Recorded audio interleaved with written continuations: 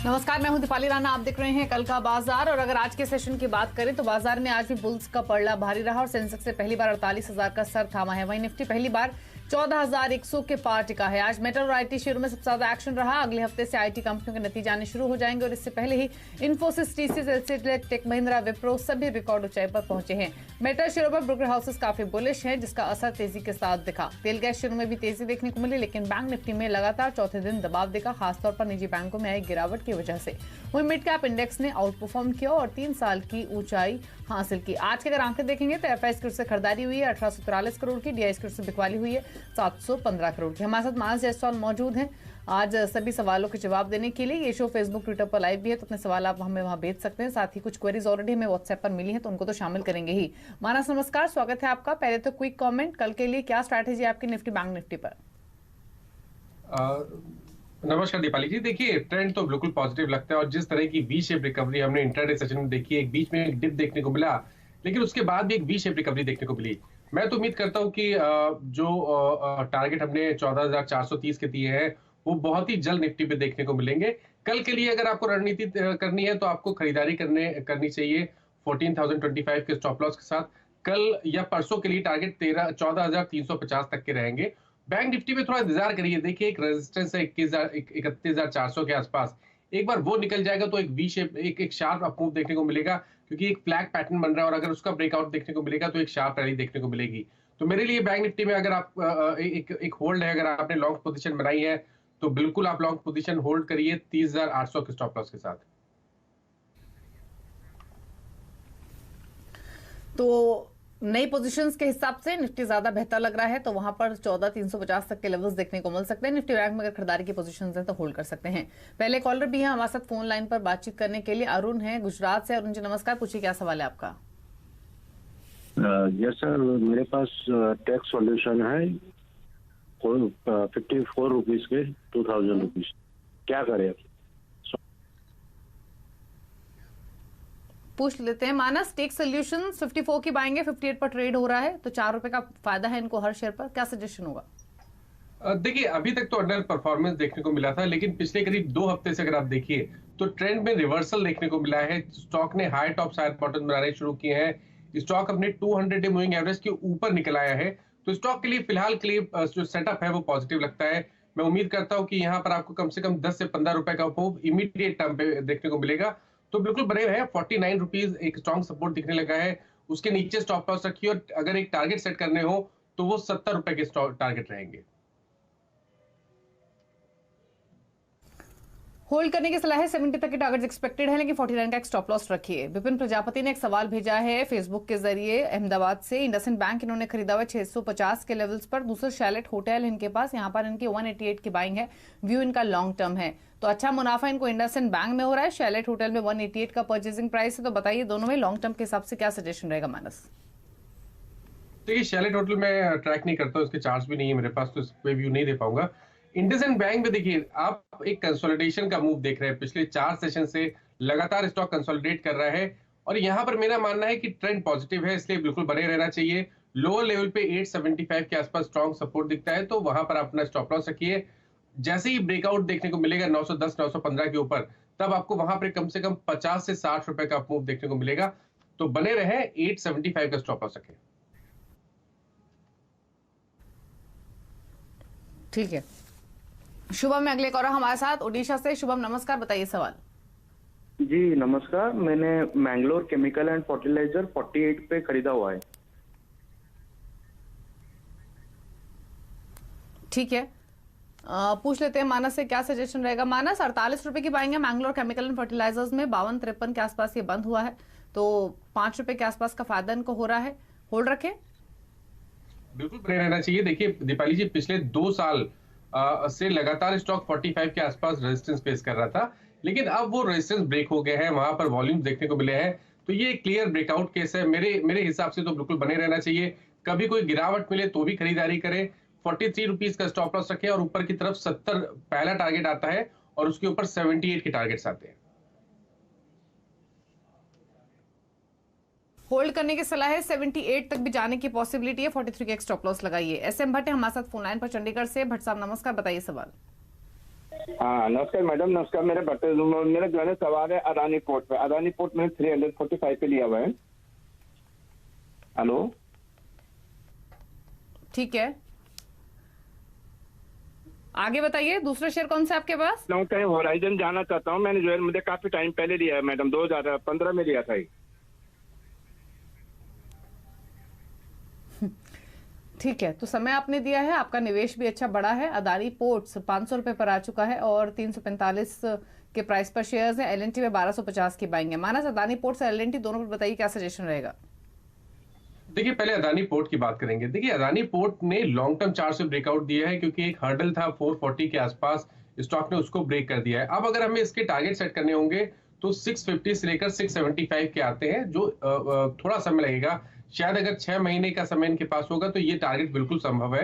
कभी कोई गिरावट मिले तो बिल्कुल आपको अदानी पोर्ट में और खरीदारी करनी चाहिए। अगर एक स्टॉप लॉस लगाना होगा तो मेरे हिसाब से वो स्टॉप लॉस रहेगा 460 का। 460 के नीचे स्टॉप लॉस रखिए और अदानी पोर्ट पे बने रहिए। एलएनटी में भी देखिए ट्रेंड पॉजिटिव है। थोड़ा कंसोलिडेशन देखने को मिला था, लेकिन आज एक फ्रेश ब्रेकआउट देखने को मिला है। मैं समझता हूँ कि यहाँ पर कम से कम आपको 1400 1410 तक के लेवल्स देखने को मिल सकते हैं, तो बिल्कुल यहाँ पर भी बने रहने की सलाह रहेगी। 1240 ये आपके स्टॉप लॉस लेवल्स रहेंगे। होल्ड करने की सलाह है दोनों ही स्टॉक्स। लेवल्स आपको बताए गए हैं स्टॉप लॉस के। राज हमारे साथ अब फोन लाइन पर जलंधर से। राज नमस्कार, बताइए सवाल अपना। नमस्ते दिवाली मैम। मैडम मेरे पास RCF 5000 है। नमस्ते, पूछिए कौन सा स्टॉक है आपके पास? RCF है 56 से 5000 शेयर और हुडको है 30,000 33 के भाव से। हुडको 33 के प्राइस पर इनकी खरीदारी है और मानस आरसीएफ में 56 रुपए के भाव पर इन्होंने शेयर्स खरीदे हुए हैं। तो दोनों पर बताइए क्या व्यू रहेगा, क्योंकि आरसीएफ इनके बाइंग प्राइस के आसपास ही है। हुडको में इनको फायदा हो रहा है क्योंकि 33 पर इन्होंने एंट्री ली थी। तो क्या सजेशन दोनों ही स्टॉक्स में? देखिए, पहले आरसीएफ की बात करेंगे। अभी कुछ समय पहले हमने करेक्शन देखा, लेकिन स्टॉक ने 50 डे मूविंग एवरेज पे सपोर्ट किया और वहां से एक शार्प रिकवरी देखने को मिली है। वीकली चार्ट पे सेटअप पॉजिटिव हो गया है क्योंकि हायर टॉप्स हायर बॉटम्स का कंफर्मेशन है और ये जो रिवर्सल के साइन देखने को मिले हैं, इसके टारगेट करीब 70 रुपए के आसपास आते हैं। तो मेरे हिसाब से तो आरसीएफ में बिल्कुल बने रहना चाहिए। 50 रुपए के नीचे आपको स्टॉप लॉस रखना है। हुडको की जहां तक बात है, देखिए हुडको में भी ट्रेंड पॉजिटिव है, कंसोलिडेशन का फेज चल रहा है, लेकिन बहुत जल्द हमें 4250 जो एक रेजिस्टेंस है उसके ऊपर का ब्रेकआउट देखने को मिलेगा और अगर वो लेवल्स ब्रेक होंगे तो आपको कम से कम 8 से 9 रुपए का मूव देखने को मिलेगा। तो उस केस में आपको 50 से लेकर 52 तक के लेवल्स देखने को मिल सकते हैं। तो यहाँ पर भी बने रहने की सलाह है। जो स्टॉप लॉस इनको यहाँ पे लगाना है वो लेवल है 38 रुपीज का। 38 के नीचे स्टॉप लॉस रखिए, हुडको में बने रहिए। विपिन कुमार ने ट्विटर के जरिए सवाल भेजा है आईटीआई पर। इन्होंने पोजीशन तो अपनी मेंशन नहीं की है मानस के किस भाव पर इन्होंने लिया हुआ है या कितनी क्वांटिटी, बट एक व्यू जानना चाहते हैं स्टॉक पर। तो बताइए आईटीआई लिमिटेड क्या सजेशन आपका? काफी समय से, मेरे ख्याल से पिछले 2-3 मंथ से एक कंसोलिडेशन देखने को मिल रहा है, लेकिन पॉजिटिव चीज ये है कि इस कंसोलिडेशन में सेलिंग प्रेशर नहीं देखने को मिला। स्टॉक अपने 200 दिनों के मूविंग एवरेज के नीचे नहीं फिसला। तो ये कंसोलिडेशन का दौर है। जो ओवरऑल ट्रेंड है, जो medium to long term trend है, वो पॉजिटिव लगता है। तो जब तक मानस से रिकनेक्ट करेंगे और आईटीआई पर उनका, चलिए मानस से भी बातचीत नहीं हो पा रही कुछ। इनफैक्ट मानस वापस कनेक्टेड है। मानस, आपका ऑडियो वीडियो क्लियर नहीं आ रहा था, एक बार फिर से रिपीट करेंगे आईटीआई पर क्या सजेशन है आपका? देखिए, मैं समझता हूँ कि आईटीआई को होल्ड करना चाहिए। 114 का स्टॉप लॉस रखिए जो कि इसका 200 डे मूविंग एवरेज है। एक बार 140 के ऊपर निकलेगा तो जो नेक्स्ट टारगेट आते हैं वो 175 के आते हैं। राजेश यादव ने फेसबुक के जरिए सवाल भेजा, आईआरसीटीसी 1556 की इनकी खरीदारी है, 200 शेयर से जानना चाहते हैं क्या करें? देखिए, आईआरसीटीसी में पॉजिटिव ये है कि स्टॉक अपने 200 डे मूविंग एवरेज के नीचे नहीं फिसल रहा है, वहां पर लगातार सपोर्ट ले रहा है। तो 1300 रुपए का स्टॉप लॉस रखे, बने रहे। बाउंस बैक जरूर देखने को मिलेगा कुछ दिन बाद, तब आपको 1600 से लेकर 1650 तक के लेवल देखने को मिलेंगे और वहां पर आपको स्टॉक को फिर से रिव्यू करना है। अभी मैं ये नहीं बोल रहा कि वहां पर आपको प्रॉफिट बुक करना है, बने रहिए, वहां पर स्टॉक को फिर से रिव्यू करिए। फिलहाल होल्ड करने की सलाह है आईआरसीटीसी। इसके अलावा अगला सवाल हमें अभय ने भेजा है एसएमएस के जरिए मुंबई से। वॉकहार्ट पर 548 के प्राइस पर माइनस 50 शेयर्स इन्होंने खरीदे हैं वॉकहार्ट फार्मा के। बताइए क्या सजेशन रहेगा इनके लिए। देखिए वोखार में भी रिवर्सल के साइन देखने को मिले हैं, काफी समय से अंडर परफॉर्मेंस देखने को मिल रहा था, लेकिन अब एक क्लियर ट्रेंड दिखने लगा है, हाई टॉप साइड बटन बनने लगे हैं, तो वोखार में बिल्कुल बने रहे। 490 का स्टॉप लॉस रखें। अगर हम ऊपर की बात करें तो मैं उम्मीद करता हूं कि यहाँ पर आपको 575 580 के लेवल जल्द देखने को मिलेंगे। होल्ड करने की सलाह है 490 के स्टॉप लॉस के साथ। फेसबुक के जरिए किशोर ने एक सवाल भेजा है, बीपीसीएल इन्होंने 504 के प्राइस पर 590 शेयर्स लिए हुए, 404 का माफ कीजिए इनका परचेजिंग प्राइस है, तो माइनस 404 की बाइंग 395 पर ट्रेड हो रहा है, नुकसान है थोड़ा, क्या सजेशन है? देखिए नुकसान है, लेकिन आज का मूव काफी इंकरेजिंग है। स्टॉक अपने 200 मूविंग एवरेज के ऊपर निकल आया है और अब मैं उम्मीद करता हूं कि कम से कम 410 के लेवल्स देखने को मिलेंगे और अगर 410 के लेवल्स ब्रेक होते हैं तो नेक्स्ट टारगेट 435 के आसपास का आता है, तो बिल्कुल बने रहने की सलाह रहेगी। मेरे हिसाब से इनको स्टॉप लॉस 374 के नीचे रखना चाहिए। ठीक है। विपुल ने एक सवाल भेजा है फेसबुक के जरिए, प्राट इंडस्ट्रीज पर 150 शेयर्स 81 के प्राइस पर लिए हुए हैं, व्यू इनका लॉन्ग टर्म है, बताइए क्या करें प्राट इंडस्ट्रीज में? अब देखिए प्राट इंडस्ट्रीज में भी बने रहने की सलाह है। यहाँ पर ट्रेंड पॉजिटिव लगता है, हाई टॉप साइड बॉटम बनने लगे हैं, 200 मूविंग एवरेज के ऊपर निकल गया है और एक हर्डल था 115 रुपए के आसपास, स्टॉक ने उसको भी ब्रेक कर दिया है। तो मैं तो उम्मीद करता हूं कि यहाँ पर आपको 160-65 तक के लेवल्स बहुत जल्द देखने को मिलेंगे, तो बिल्कुल बने रहने की सलाह रहेगी। 104 का स्टॉप लॉस रखें। ठीक है। एक और सवाल आया है फेसबुक के जरिए ही, सोमनाथ प्रसाद ने भेजा है, वेदांता 100 शेयर्स 160 के प्राइस पर खरीदे हैं, प्राइस देखकर तो लग रहा है कि शायद हाल फिलहाल की इनकी बाइंग है, क्या सजेशन रहेगा इनके लिए वेदांता पर? दीपाली जी पूरा मेटल क्षेत्र आज चार से बेहतरीन लग रहा है। बहुत सारे स्टॉक्स ने ब्रेकआउट दिया है और वेदांता भी उन्हीं में से एक है जहां पर कंसोलिडेशन के बाद ब्रेकआउट देखने को मिला है। मैं उम्मीद करता हूं कि इस ब्रेकआउट के बाद 185 के लेवल जल्द देखने को मिलेंगे, तो बिल्कुल वेदांता में बने रहे। स्टॉप लॉसेस 159 के नीचे रखें। 159 के नीचे स्टॉप लॉस रखें और होल्ड करें। राकेश कुमार ने सवाल भेजा है, कैनरा बैंक पर 6 मंथ्स का इनका व्यू है, 120 की बाइंग है और शेयर इन्होंने लिया हुआ है कैनरा बैंक का मानस, तो Canara bank 1000 quantity 120 purchasing price, क्या करें 6 मंथ्स के पर्सपेक्टिव से? देखिए पूरा पीएसयू बैंक, अगर आप स्टेट बैंक ऑफ इंडिया को निकाल भी दे दीपाली जी, तो बहुत सारे ऐसे बैंक हैं जहां पर रिवर्सल के साइन लॉन्ग टर्म चार्ट को देखने को मिले हैं और उनमें से ही एक कैनरा बैंक है जहां पर स्टॉक ने अपना 200 मूविंग एवरेज ब्रेक कर दिया है, हर गिरावट पे खरीदारी करने को देखने को मिल रही है। तो मेरे हिसाब से कैनरा बैंक में बने रहना चाहिए। 112 रुपए के नीचे स्टॉप लॉस सके, अगर थोड़ा समय देते हैं तो मैं उम्मीद करता हूं कि यहाँ पर आपको 155 से लेकर 165 के लेवल जल्द देखने को मिलेंगे कैनरा बैंक पे। ठीक है। अंकित श्रीवास्तव ने फेसबुक के जरिए सवाल भेजा है, अतुल ऑटो पर 188 का प्राइस है इनका, खरीदारी का 200 शेयर्स लिए हुए हैं, तो बताइए अतुल ऑटो पर क्या सजेशन होगा? देखिए यहाँ पर जरूर थोड़ा हाई लेवल पे हार्डल दिखने लगा है, 192 से लेकर 198 एक रेजिस्टेंस दिखने लगा है, लेकिन अगर आप लोअर लेवल्स पे देखिए तो 100 day moving average 50 day moving average पे काफी सपोर्ट भी दिखता है, तो आई थिंक 174 के नीचे स्टॉप लॉस रखे, अतुल ऑटो में बने रहे। एक बार स्टॉक 198 के ऊपर निकलेगा तो शायद इनको एक डिसेंट अप मूव देखने को मिलेगा और उसके इसमें 225 से 235 तक के स्तर देखने को मिलेंगे, तो फिलहाल के लिए बने रहे 174 के स्टॉप लॉस रखे।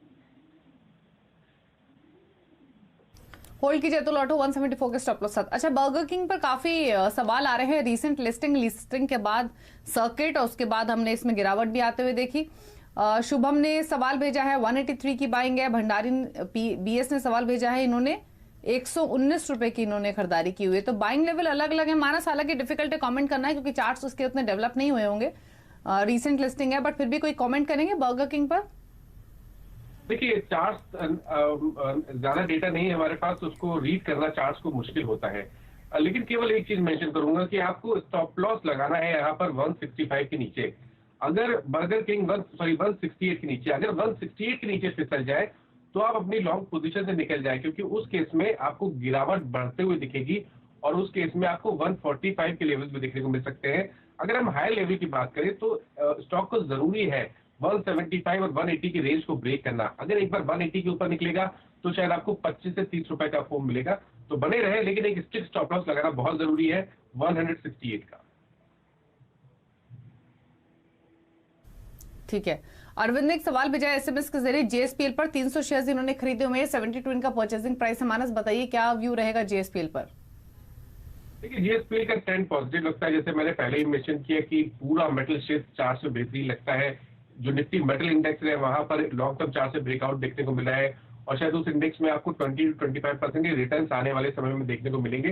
तो मैं काफी बुलिश हूँ ओवरऑल मेटल्स पे। और जिंदल स्टील ने तो ऑलरेडी एक बड़ा मूव दे दिया है और आज एक फिर से एक फ्रेश ब्रेकआउट दिखाया है। तो जिंदल स्टील में भी बने रहने की सलाह है। 255 का स्टॉप लॉस रखे, ऊपर की तरफ 325 से लेकर 335 तक के स्तर देखने को मिल सकते हैं। ठीक है, एक और सवाल ले लेते हैं क्विकली। फेसबुक के जरिए श्याम सुंदर ने सवाल भेजा है पीएनबी हाउसिंग फाइनेंस पर। उनका सवाल शामिल करेंगे लेकिन एक ब्रेक का वक्त हो गया है। ब्रेक के बाद लौटेंगे तो श्याम सुंदर का सवाल तो पूछेंगे ही, लेकिन ब्रेक में जाने से पहले बात करेंगे सीएनबीसी आवाज और नेशनल स्टॉक एक्सचेंज खास में इन्फॉर्म्ड इन्वेस्टर के बारे में, जिसका मकसद है निवेशकों को जागरूक बनाना। और जिस तरह हम अपने बच्चे के रिपोर्ट कार्ड पर हस्ताक्षर करने से पहले उसको कई बार चेक करते हैं, उसी तरह समझदार निवेशक वही है जो किसी भी डॉक्यूमेंट को के पेपर्स को साइन करे तो उससे पहले उसको ठीक से समझ ले, उसको ठीक से पढ़ ले। तो कोई भी कॉन्ट्रैक्ट, कोई भी दस्तावेज आप साइन करते हैं अपने इन्वेस्टमेंट से जुड़ा हुआ, तो उसको लेकर थोड़ा सा अलर्ट रहे और सोच समझकर पूरा पढ़कर ही उस पर दस्तखत करें। मानस, आपकी राय क्या होगी इस पर? देखिए बिल्कुल आपको ध्यान रखना चाहिए कि कोई भी इन्वेस्टमेंट से रिलेटेड या आपको स्टॉक मार्केट में अगर आपका जो ट्रेडिंग अकाउंट है, आपका डीमैट अकाउंट है, उससे रिलेटेड कोई भी डॉक्यूमेंट अगर आपके पास आता है साइन करने के लिए तो जरूर उसको पहले पढ़ें और उसके बाद इस पर हस्ताक्षर करें। एक ब्रेक के लिए रुक रहे हैं, लौटेंगे तो कुछ और क्वेरीज करेंगे शामिल। आप देखते रहिए कल का बाजार।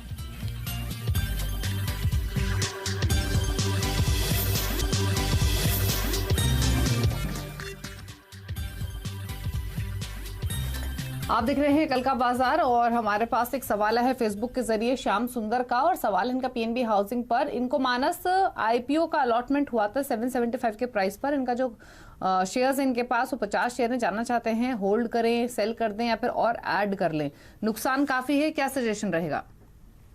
देखिए मैं इनको सजेस्ट करूंगा कि अपनी पोजीशन में बने रहे फिलहाल के लिए। पैटर्न पॉजिटिव लगता है। शॉर्ट टर्म चार्ट्स पे तो मैं समझता हूँ कि शायद इनको 475 से लेकर 500 तक के लेवल भी देखने को मिल सकते हैं, तो बिल्कुल बने रहने की सलाह है।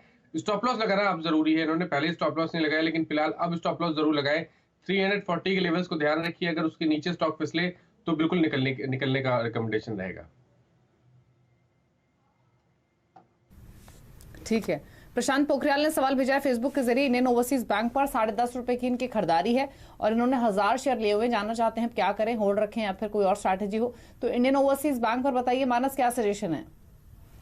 देखिए सजेशन पॉजिटिव है, सजेशन बिल्कुल बने रहने का है। और क्योंकि जो 10 रुपए का भाव है वो बहुत ही स्ट्रॉन्ग सपोर्ट है। आज हमें एक ब्रेकआउट देखने को मिला और इस ब्रेकआउट के जो टारगेट आते हैं वो 13 रुपए 75 पैसे के आसपास आते हैं। तो आईओबी में भी बिल्कुल बने रहने की सलाह है। 10 रुपए 75 पैसे का स्टॉप लॉस रखना जरूरी है अगर आप ट्रेडिंग कर रहे हैं। तो अगर आप थोड़ा समय दे सकते हैं तो आपका जो सेफ स्टॉप लॉस रहेगा वो 10 रुपए के नीचे रहेगा। 10 रुपए के नीचे का एक स्टॉप लॉस रखिए और होल्ड कीजिए अपनी इस पोजीशन को। अगला सवाल भेजा है जय शुक्ला ने फेसबुक के जरिए। स्टरलाइट टेक्नोलॉजीज पर 1700 शेयर्स इनके पास हैं, बाइंग प्राइस है 117 का। जानना चाहते हैं मानस कि अपनी इस पोजीशन को होल्ड करें स्टरलाइट टेक में या फिर जो प्रॉफिट्स इनको हो रहे हैं उसको ले ले। 78 रुपए के आसपास का मुनाफा हो रहा है, क्या सजेशन रहेगा? दीपाली जी मैं इसके चार्ट्स नहीं देख पा रहा हूं तो इस पे व्यू नहीं दे पाऊंगा। ठीक है, अगर आप आगे चार्ट्स देख पाए तो बताइए, लेकिन अच्छे मुनाफे में ये है स्टरलाइट टेक के पोजीशन में। स्माइल ने एक सवाल भेजा है ट्राइडेंट पर। 9 रुपए के प्राइस पर 1000 शेयर्स इन्होंने खरीदे हुए हैं।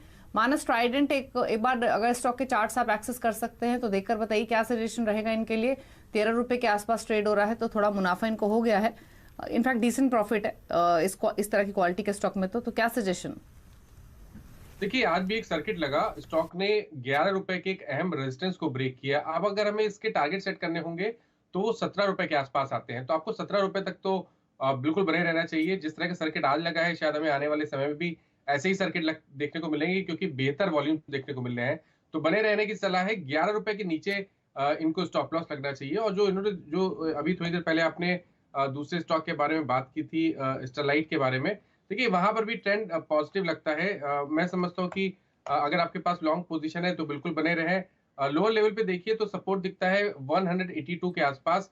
वहां पर स्टॉप लॉस लगाएं और ऊपर की तरफ 220 के टारगेट सेट करें। ठीक है, रमेश कुशवाहा ने सवाल भेजा है और सेंट्रल बैंक पर इनका सवाल है। 16.5 रुपए के प्राइस पर 1200 शेयर्स इन्होंने खरीदे हुए हैं, जानना चाहते हैं होल्ड करें इस पोजीशन को या फिर निकाल दें। तो बताइए इस स्टॉक पर क्या सजेशन रहेगा। सेंट्रल बैंक ऑफ इंडिया, इनके बाइंग प्राइस से 2 रुपए 2.5 रुपए के आसपास नीचे है ये स्टॉक।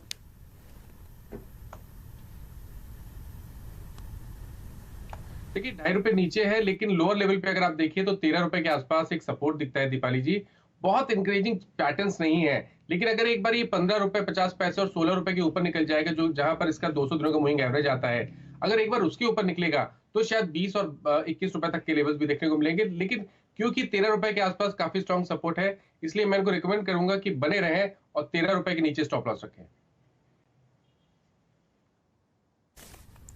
संजय ने सवाल भेजा है, बजाज फाइनेंस पर 5200 रुपए की खरीदारी है, 1 साल का व्यू है, क्या करें। 1 साल का व्यू है तो बिल्कुल बने रहना चाहिए। देखिए लॉन्ग टर्म चार्ट से ब्रेकआउट देखने को मिला है। मैं तो उम्मीद करता हूं कि आपको 6500 के लेवल्स, आपको अगर 7 से 8 मंथ का आपके पास समय है तो 7-8 मंथ्स में 6500 तक के लेवल्स देखने को मिलेंगे। लोअर लेवल पे देखिए तो 50 डे मूविंग एवरेज एक बहुत ही अहम सपोर्ट बन गया है, जो कि शायद 4500 के आसपास है। तो 4500 के नीचे आपको स्टॉप लॉस रखना है और ऊपर की तरफ 6500 के टारगेट सेट करने हैं। अगला सवाल यूएस यादव ने भेजा है, अशोक लेलैंड 3 मंथ्स का पर्सपेक्टिव है। अशोक लेलैंड के 93 के प्राइस पर 100 शेयर्स इन्होंने लिए हुए हैं। मानस जानना चाहते हैं क्या करें 3 मंथ्स के नजरिए से। तो बताइए 104 पर ट्रेड हो रहा है, तो इनके भाव से ऊपर है, क्या करें। देखिए पिछले करीब 2 दिन में हमने अशोक लेलैंड में काफी अच्छा बाइंग इंटरेस्ट देखा, लेकिन सबसे इंपॉर्टेंट ये है लॉन्ग टर्म चार्ट पे 200 वीक का मूविंग एवरेज ब्रेक हो गया है। तो आपको उम्मीद करनी चाहिए कि यहाँ पर एक शार्प रैली देखने को मिलेगी, जिसमें शायद 140 और 145 तक के स्तर भी देखने को मिल सकते हैं। तो अशोक लेलैंड में बने रहने की सलाह है, 92 रुपीज के नीचे स्टॉप लॉस रखें। अगला सवाल वैभव उपाध्याय ने भेजा है फिरोजाबाद से। सेल पर इनका सवाल है, 77 रुपए के बाइंग है इनकी, 1000 शेयर्स हैं और रिलायंस में 1987 की बाइंग है। तो रिलायंस इनके खरीदारी के आसपास ही है, सेल इनके भाव से 2 रुपए ऊपर है, क्या करना चाहिए। देखिए मेटल क्षेत्र में जैसे मैंने पहले ही मेंशन किया कि ज्यादातर स्टॉक चार्ट से बेहतरीन लगते हैं और सेल तो ऑलरेडी एक बड़ा मूव दिखा चुका है और ये रैली कंटिन्यू रहनी चाहिए कम से कम 100 रुपए तक। तो मेरी राय में सेल में बने रहना चाहिए, 66 रुपीज के नीचे स्टॉप लॉस रखें। रिलायंस में जैसे मैंने पहले ही मेंशन किया कि 1850 के लेवल्स को आपको ध्यान रखना है। जब तक स्टॉक उसके ऊपर ट्रेड करे बिल्कुल बने रहना चाहिए। आपको अपनी पोजीशन से एग्जिट नहीं करना है। एक बार स्टॉक 2025 और 2040 की रेंज के ऊपर निकल जाएगा तो शायद 2300 रुपए के लेवल्स वापस देखने को मिलेंगे।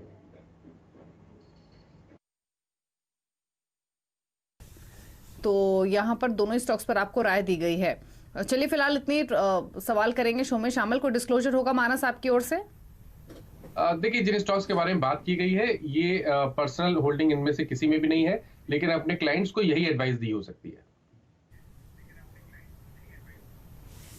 शुक्रिया आपका इस शो का हिस्सा बनने के लिए और सभी स्टॉक्स पर राय देने के लिए। तो इसी के साथ कल का बाजार में इतना ही, लेकिन खबरों पर लगातार अपडेट के लिए CNBC आवाज से जुड़े रहिए ट्विटर, फेसबुक और यूट्यूब के जरिए। नमस्कार।